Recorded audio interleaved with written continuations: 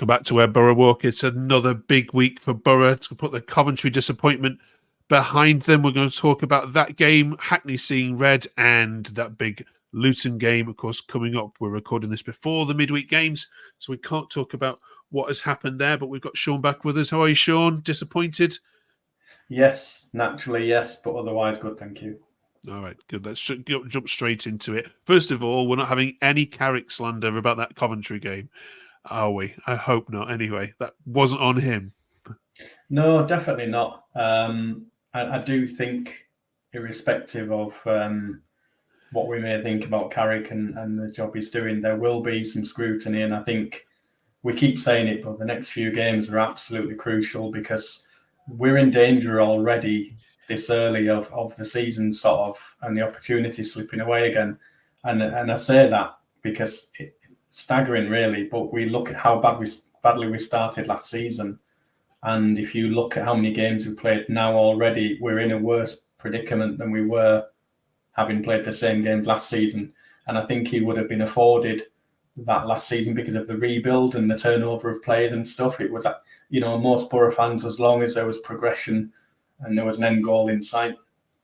But we really have got a squad that should compete with those guys at the top. I don't think it's an outstanding league as such, not in comparison to a few of those gone by, and so we've got the tools, if you like, and we should be performing better. But you're right, that is on the players. We know the minimum expectation this season is playoffs. That's a given. But do you think the actual ambition of Gibson is automatics? I think that's what they've been set as a target. I think so. And reading between the lines, obviously, there's nothing in terms of quotes or anything for us to sort of, nothing tangible for us to get hold of. But if you look at what's happened last season, obviously we got rid of Morgan Rogers, Matt Crooks moved on, before that Drew Bragpon, and we've always had to sort of sacrifice one or two. This summer, whether Carrick has gone to the chairman and said, let me make a big push, we've kept hold of Hayden Hackney, who there's always links and interest, Rav Vandenberg, Lati Lath, who turned a few heads. We haven't really sold or made any money, and it felt like the chairman, Steve Gibson, was saying, okay, you've got your group. This is your chance to go and make a really good push. Yeah, not helped, of course, by Hackney. Let's have a look at some of the social media tweets from it. Adam says Hackney was off from the start. He was already on a yellow. You stay on your feet. He's going to learn from his mistake. Carrick was slow in making subs and got to question his changes again. Chasing the game, and you bring on Barlaser for McCree and Dricksteel for Ayling. They are not game-changing subs. Do you agree with that? Not so much, really. I think it's very difficult. Yes, there are occasions where teams go down to 10 men. It galvanises them and it can frustrate teams and try and pinch it. I think we were still, from a scoreline point of view at least anyway, still in the game for quite a long time. And I think Howson came on to play in the middle there with Morris to shore things up a little bit. It's okay chasing the game, but you've got to be careful. And as we found out, eventually we went to pieces and lost by, 3 goals. So you've got to balance that with stopping in the game and trying to pinch something from it. So as such, I think your hands are tied a little bit when one of your sort of more defensive-minded or deeper midfielders is sent off. You've got to preserve that backline a little bit, I think.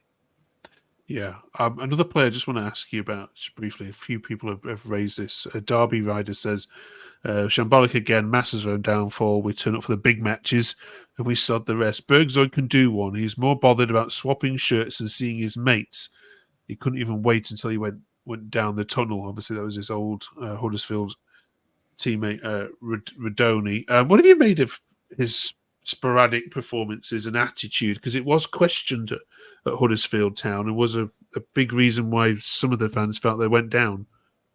Yeah, it's an interesting one. I remember you mentioning it quite early on in the season on the pod, and you mentioned how frustrating a figure he can be, and he can win you games, and he can also absolutely infuriate fans. And to be honest, when he first started at the beginning of the season, he looked interested and he looked like he had a little bit of something that a lot of players don't have. You can question sometimes maybe his decision making and stuff like that. But he had a turn of pace and he has a trick and a good shot on him. I just wonder about his application and, like you say, potentially his attitude. I think we've brought in much better players since, and I really only see him as an impact sub and something a little bit different from the bench. You've got to remember now we've got the likes of Marcus Force coming back in, getting his fitness up. Micah Hamilton's got good pedigree and comes from Man City, and Ben Doak's been on fire. So in terms of wide players and predominantly I see him as a wide player, although I know sometimes he does play in the hole or a bit further up the pitch, but I think we're well stocked. I've not really been that impressed of late, to be honest. Okay. What about just final one on Jones again? I mean, every time I watch him, it just seems a player devoid of confidence. Yeah, he still gets subbed on or still gets starts. Yeah. What's going on with him? I think we've got to be really careful that sentiment doesn't rule our heads a little bit, because I think Carrick likes him as a person and a player when he's on top form, and we know there's a player in there, but more often than not, we're saying how disappointing he is, and I think he knows he can feel the tension on the pitch from the fans, and no doubt he's seen some of the critical nature of some of the feedback and stuff. I think it's hard because he had a lot of mental health problems last season, and it was quite well documented later on. He didn't let on then, but we've since found out that he'd gone through quite a lot with personal issues and stuff. But he's got a lot of players breathing down his neck. I mentioned their Force. Hamilton can play out there. If Conway's not playing up top and Latilath gets a game, sometimes he might play there. So Jones really has got to sharpen up, and he's in danger of being absolutely, off the charts in terms of getting even a place on the bench, because he's, like you quite rightly pointed out, his performances just haven't been good enough, really. Okay.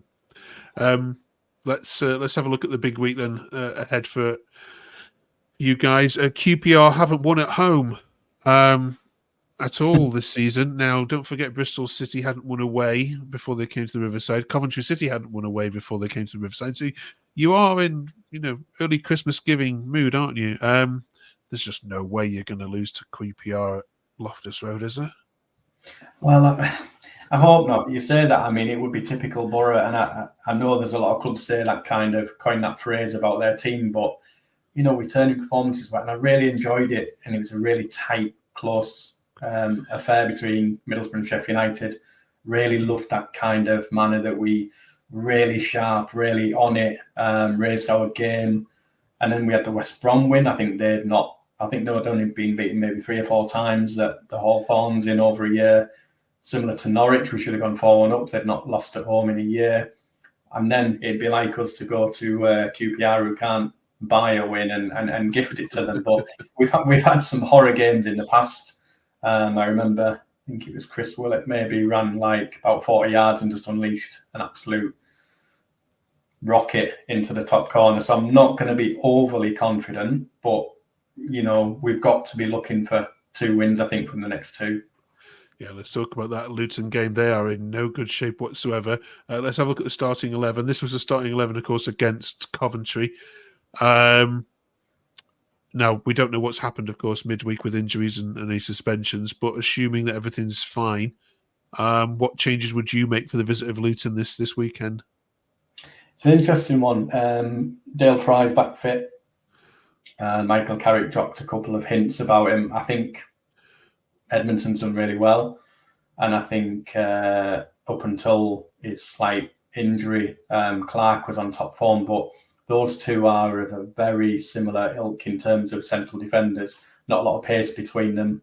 Vandenberg may be back on the scene by the weekend, but if not, I wonder whether Fry might come in for one of those lads. Elsewhere, Dijksteel possibly for Ayling. Ayling, I'd be reluctant to swap him out just because I think we need some leaders at the minute. Howson, I wouldn't be disappointed to be dropped in, maybe just to get through this period and get some points on the board. Okay. Hackney, obviously, be suspended for the midweek game, so you'd expect him to come back in at the weekend. And also maybe in attack, I think Jones really has got to be taken out of the firing line. I'd be tempted, if he's not ready to pitch 4 straight in from the start, then maybe Hamilton over on the right. And I think Conway works really hard when he starts, so I'd possibly be tempted to bring Latilaf in. So there's 3 or 4 changes there that could come in, and I don't think it really weakens us. Okay, good shout, sir. If you can improve that, drop us a comment below. Finally, Shaun, this week we're asking which player needs a rocket up their backside the most. Which player has not lit up the season that you're expecting, given that it's bonfire night? What? You know what? For me, we've talked a lot about Jones, but I'm going to say Sonny Dieng. Really good last season, and Dieng, you know, you can accommodate the odd mistake here and there because they're a goalkeeper and it happens. And it's not necessarily the own goal, although it was an absolutely, you know, sublime finish into the top corner that he volleyed. But nevertheless, he's too many mistakes. He's not looked brilliant in his distribution. He's looked a little bit shaky. And I just wonder, we haven't mentioned it much, but when he was on form last season, there was a few shouts. Newcastle were potentially interested in maybe 1 or 2 others. You know, we've talked about Latilaf having his head turned. You know, did Dieng maybe get wind of a few of these clubs coming in and maybe he's been a bit upset or something? But yeah, I don't know. One to keep an eye on, I think. Absolutely. We shouted it out last week on here as well. All right. Thank you very much for that. Can you beat that? Again, drop us a comment below. If you haven't yet subscribed, you know what to do. We love making this content for you, and the team will be full back next week as we look back, of course, at the Luton game, and of course, see how the midweek fixture has gone at QPR as well. Enjoy your trip to London, Shaun. We'll see you the other side of it all.